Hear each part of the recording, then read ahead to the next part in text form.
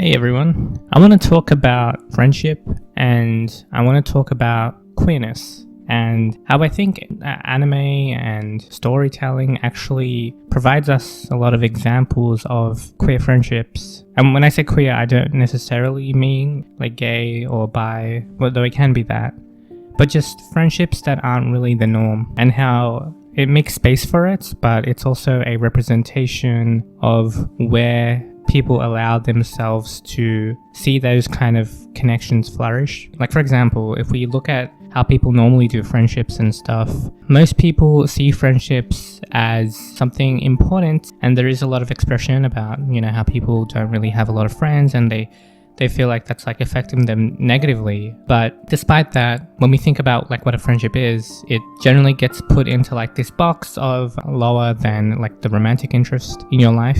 It's kind of like the people that you engage with maybe regularly, like I can't say the word, often, or someone that you engage with like every now and then, they're still considered a friend. And yeah, each person will have their own definition, but regardless, that's generally the box in which people talk about friendship. But I guess I want to, bend the bounds of what friendship is. I've seen friends who cuddle. I've seen friends who hold hands. I've seen friends who kiss. I've seen friends who always talk to each other regularly.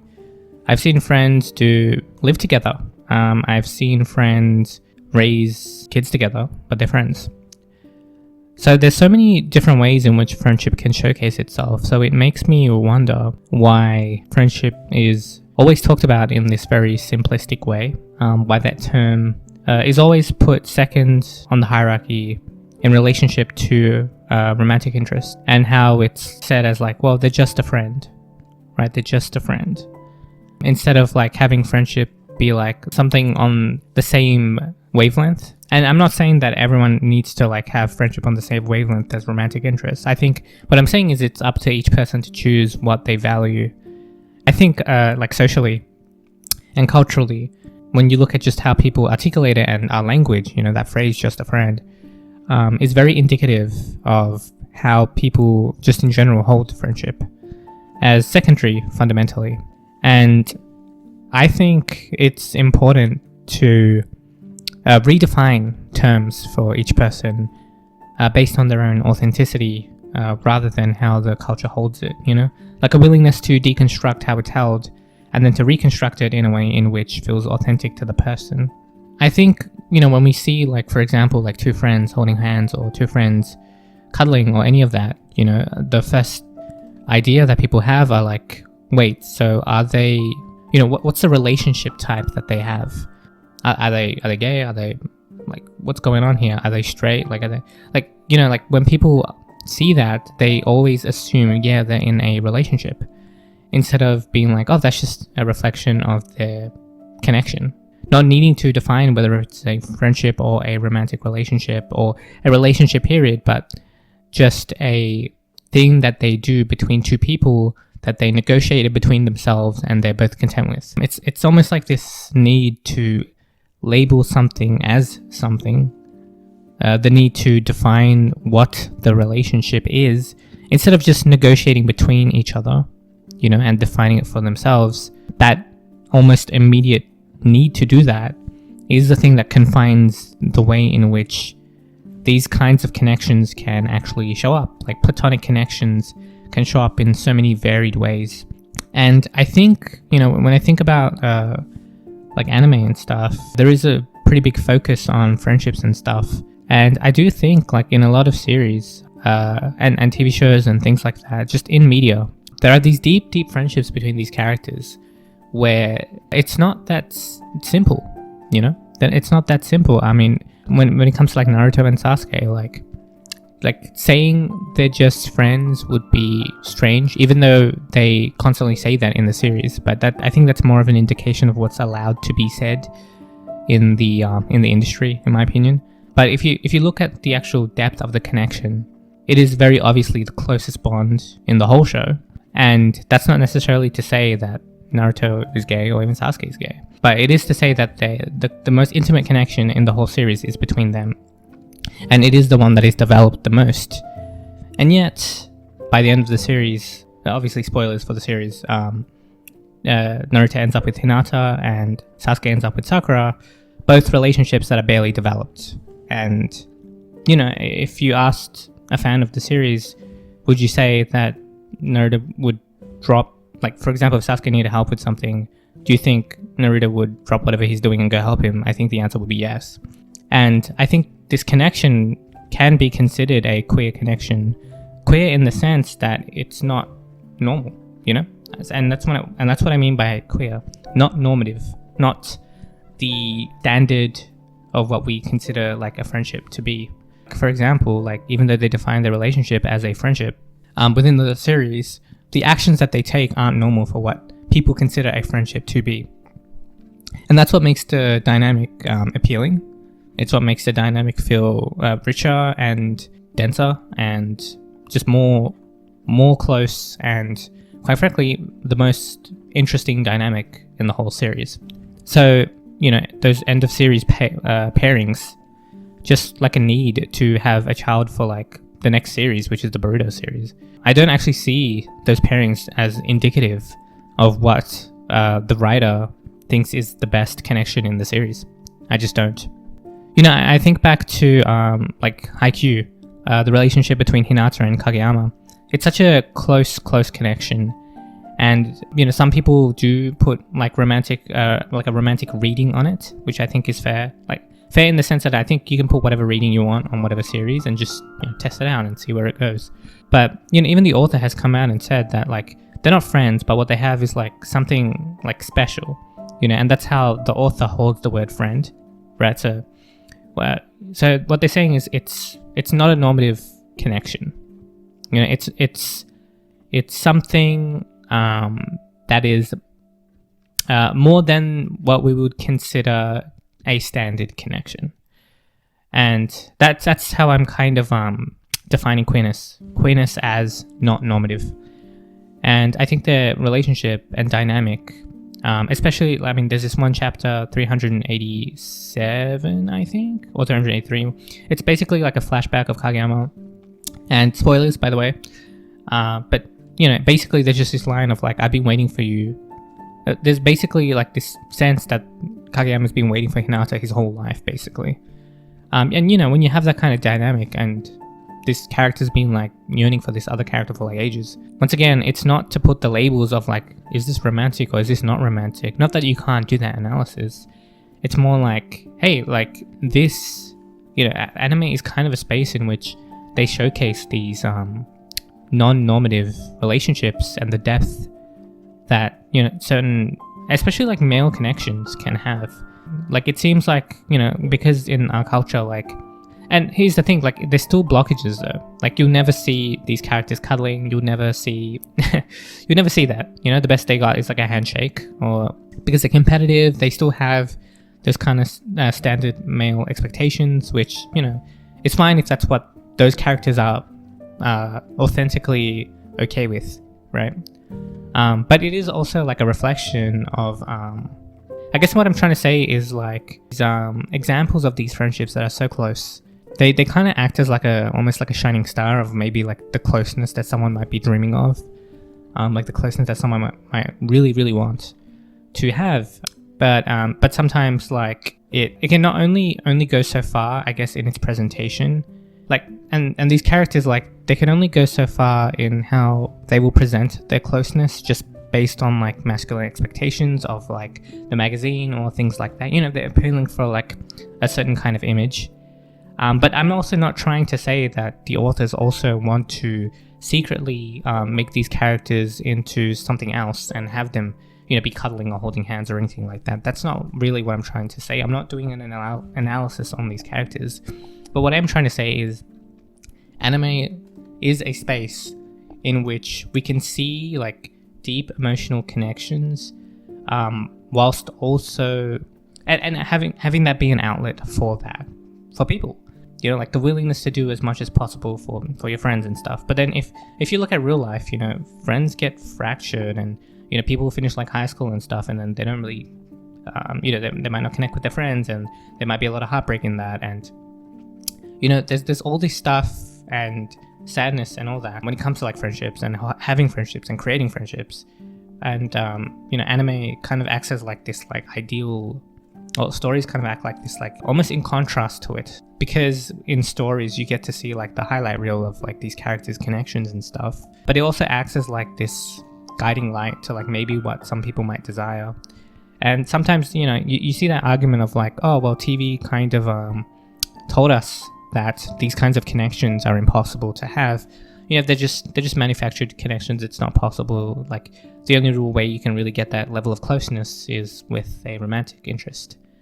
But in a certain way, like one of the reasons why I think people get lost in it is because they actually do have a yearning for it, like a legitimate yearning for it, even though but they don't really know how to get it. And I think all of this kind of represents like our inability to just articulate what we want and to just communicate it with the other person without it feeling like a big deal, like expressions of this is what I want my relational dynamics to be, and then the other person rejecting it, like just negotiating the terms of a dynamic. Hey, I want to cuddle in our relationship. Okay, cool, I want that too. Or hey, I want to cuddle but I don't want to hold hands, I'm just not into that. Like customizing the dynamic however you want it to be. I mean, even like group dynamics, like everything really is customizable if you really think about it. Like the only thing that's really holding people back from doing that is because they have a preconceived idea of how relationship dynamics should be and how certain relationship dynamics should be put on the hierarchy and some relationship dynamics shouldn't be. And as someone who is, I'm very like romantically inclined, but I'm also very like focused on friendship as well. Like I really value both. And a friend of mine was like, hey, you seem to like hold friendship and romantic connections in the exact same way. And I was like, yeah, I think I do. And that's always been like a bit of a confusion for me. But like simultaneously, it's not that like I want that perspective, I want everyone to have that perspective. No, I don't actually need that whatsoever. But it's more that because of what the normative examples and the things that tend to be like shoved in our faces, we end up thinking that only a couple of options are available, and that the act of customizing one's experience is like impossible. But what I want to say is it is possible and it is customizable, absolutely.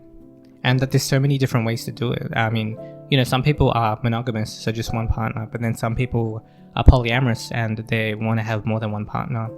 And people have a lot of biases for polyamory because monogamy is the thing that they've been showcased consistently, one partner.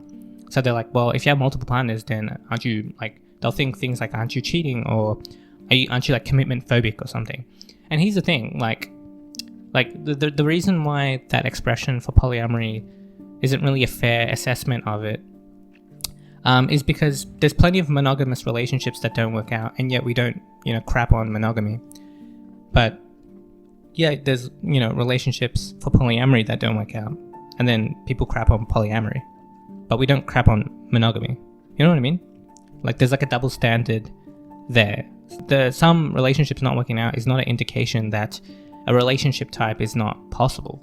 So I personally think diversity of relationships and stuff like in media and everywhere is important, and showcasing like just varied levels of connections that are outside of the norm are just a great way to like ignite a feeling within someone of their own actual desires. Like I don't think that people looking at a story and be like, man, I want that, is actually a reflection of them being deluded by a TV show. I think it can be, but I also think that like if they're really like, man, I actually really, really want that and I want to like make that happen, I think that is like a genuine desire. I think like, I don't think it's just fantasy.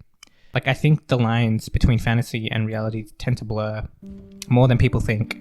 But I also think like the fact that these kinds of connections, these kind of close friendship connections, only tend to mostly only like exist in stories and stuff. The reason for that is that it's only allowed in those spaces culturally. Because if you just go up to a friend and say, hey, I want to break the bounds of our connection and I want to, I don't know, do certain things that wouldn't be okay, or people would be like, well, that's like a romantic thing, or that's like a, we can't do that here. In real life, there's a lot of reasons to not do it. There's a lot of blockages, social blockages that people have because they're really set in what they believe these structures to be. But then, you go to like media and stuff, and all of a sudden, like some of these different types of connections and the way people exist have a way to actually like flourish a bit and actually showcase their different ways of being. But the fact that most of it tends to exist in media is an example of that it is still focused into just one location. You know what I mean? It's like I'll allow it here in stories, in fantasy. I'll allow it there, but in real life, like people won't necessarily allow themselves to fully be the thing that they see in the fantasy, because actually doing that would require them to break certain norms and perhaps question themselves or look at their whole life and have to change things and change themselves completely, or remove a bunch of people from their life. I mean, there's a lot of big changes that happen. So like I think stories and media just ends up becoming like this safe environment to like explore those things, but not ultimately have to take the jump. It's kind of like a safe place to explore those things without actually identifying with it. You get to just be the viewer. So like you might like deeply connect with the relationship between like Naruto and Sasuke, but like never really question what that could mean to you if you really love the connection so much. That maybe you do want just more non-normative connections. So like introspection, because people see art as something to just experience, as like a fun thing. And I'm not trying to diminish fun. I think fun is awesome. But I also think there are ways in which you can see yourself through art, which is also pretty useful, which allows for a certain kind of introspection as well. So yeah, I think, I think this is complex, but ultimately, like what I'm really advocating for is just the ability to negotiate whatever you want, and the ability for the person that you're negotiating with to not be completely shocked or put up such a wall of like, that's not even possible, because I think that does dull the types of connections that can happen. But yeah, and I mean, I've been saying that like anime and like certain shows and stuff are a place where these kinds of friendships can like flourish, and these kinds of different kinds of relationships can flourish. But even though I'm saying this, like in that example I gave with Naruto and Sasuke, like they still end up married to people that they're very obviously not into. Like they barely have a dynamic. I'm not saying they're not like somewhat into them, but they don't have like a close connection. And the fact that these kinds of things happen to me is still an indication of that there's a long way to go. There's a long way to go. That the only way Naruto and Sasuke can have children is just in that way. Like there's no other way to do it. There's no other way to have other characters. Is the only way you raise a child just through that way. I mean, there's so many other ways. So, that would actually make the story, I guess, feel a bit more congruent with the closest bond that exists, in my opinion. But, people's response to that is like, well, what are you trying to say? Like, like, why are you trying to like ruin these characters? Or like, but that's just more of a reflection that you think that doing or labeling characters in that way would ruin them, which isn't, number one, true, and number two, what does that say about you? So I think the most important thing is we should be able to customize our connections however we wish, and that we shouldn't think that there's only more than like a couple options available, and how like that there's only friendship and romantic relationships, there's only two options that are available. No, how about like a plethora of options available? And how about like a multitude of ways in which those options can exist?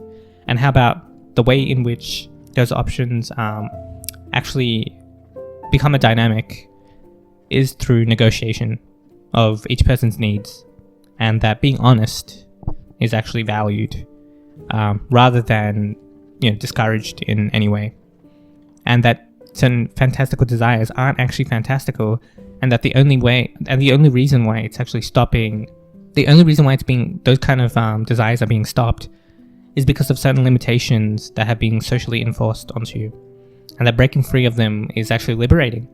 and will eventually actually get you what you want. And some of these fantasies are actually rooted in reality and are a legitimate desire.